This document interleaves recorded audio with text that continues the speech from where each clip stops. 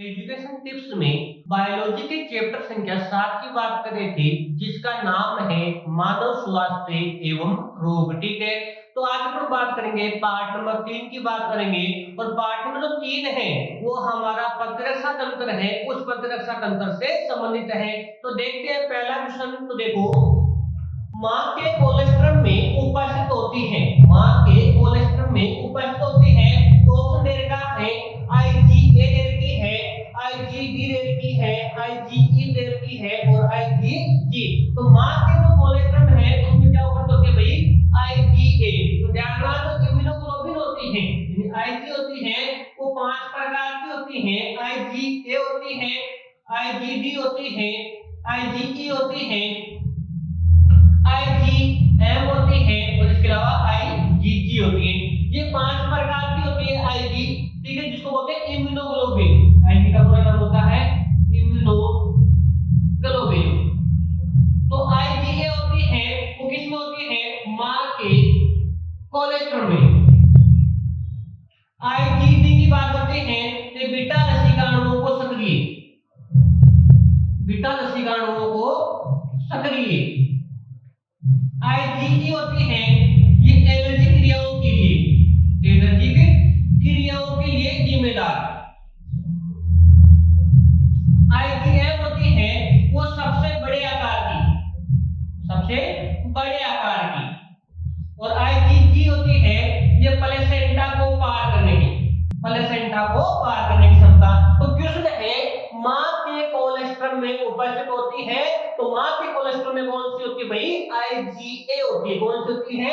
IgA होती है। यदि किसी पूछ लिया कि आईजीडी किसी में होती है तो बीटा लसीकाणुओं में। जब किसी पूछा भी बीटा लसीकाणुओं को सक्रिय कौन करता है तो कौन सी भाई? तो आईजीडी। कौन करेगी? आईजीडी। यदि किसी पूछा एलर्जी क्रियाओं के लिए तो आईजीई। कौन करेगी भाई? आईजीई। यदि किसी पूछा प्लेसेंटा को पार करने की तो प्लेसेंटा को पार कौन करती है? आईजीजी करती है। तो सबसे बड़े आकार की प्रतिरक्षी कौन सी होती है? आईजीएम होती है। कौन सी होती है? आईजीएम होती है। तो क्वेश्चन था मां के कोलेस्ट्रॉल में उपस्थित होती है, तो मां के कोलेस्ट्रॉल में उपस्थित कौन होती है भाई? आईजीए उपस्थित होती है। तो ये आपका पहला क्वेश्चन। दूसरा है एलर्जी का लक्षण है, दूसरा क्वेश्चन है एलर्जी का लक्षण है। तो ऑप्शन ए है पनीली आंखें, बी है चीखना, तीसरा है श्वास लेने में कठिनाई और डी है सभी।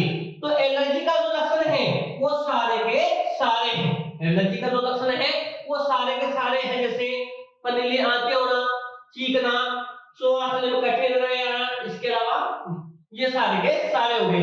अब ये एलर्जी होती क्या है, किसे कहते हैं एलर्जी? तो देखो, एलर्जी पर्यावरण में उपस्थित, पर्यावरण में उपस्थित कुछ प्रतिजनों के प्रति, कुछ प्रतिजनों के, कुछ प्रतिजनों के प्रति प्रतिरक्षा तंत्र की, प्रतिरक्षा तंत्र की अतिरंजित अनुक्रिया, अतिरंजित अनुक्रिया क्या कहलाती है? एलर्जी। तो बड़ी बात आपको जब एलर्जी किसे कहते हैं तो ध्यान कि पर्यावरण में उपस्थित, इसमें पर्यावरण में उपस्थित कुछ प्रतिजनों के प्रति, पर्यावरण में उपस्थित कुछ प्रतिजनों के प्रति प्रतिरक्षा तंत्र की अतिरंजित अनुक्रिया ही क्या कहलाती है?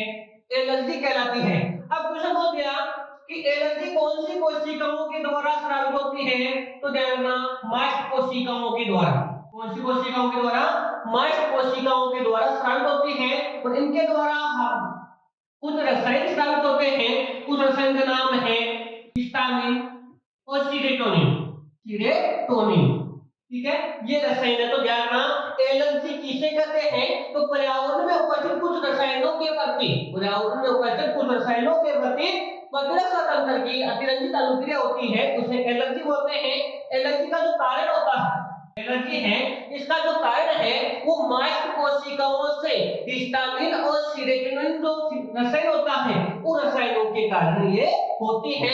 क्वेश्चन पूछ रहा है एलर्जी का लक्षण क्या है तो बता देना पनीली आंखें, चीखना, श्वास लेने में कठिनाई होना, ये सारे लक्षण किसके होते हैं भाई?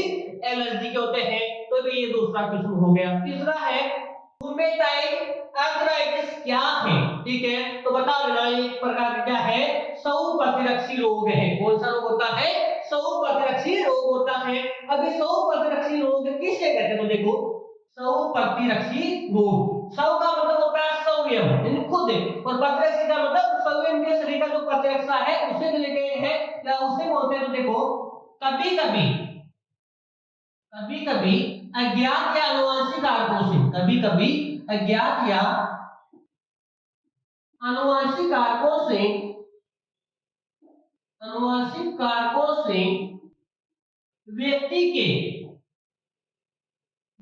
के स्वयं के शरीर, कभी कभी अज्ञात या आनुवंशिक कारकों से व्यक्ति के स्वयं का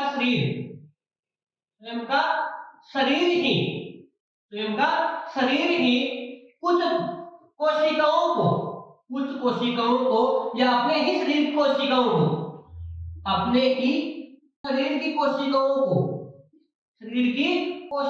को प्रतिजन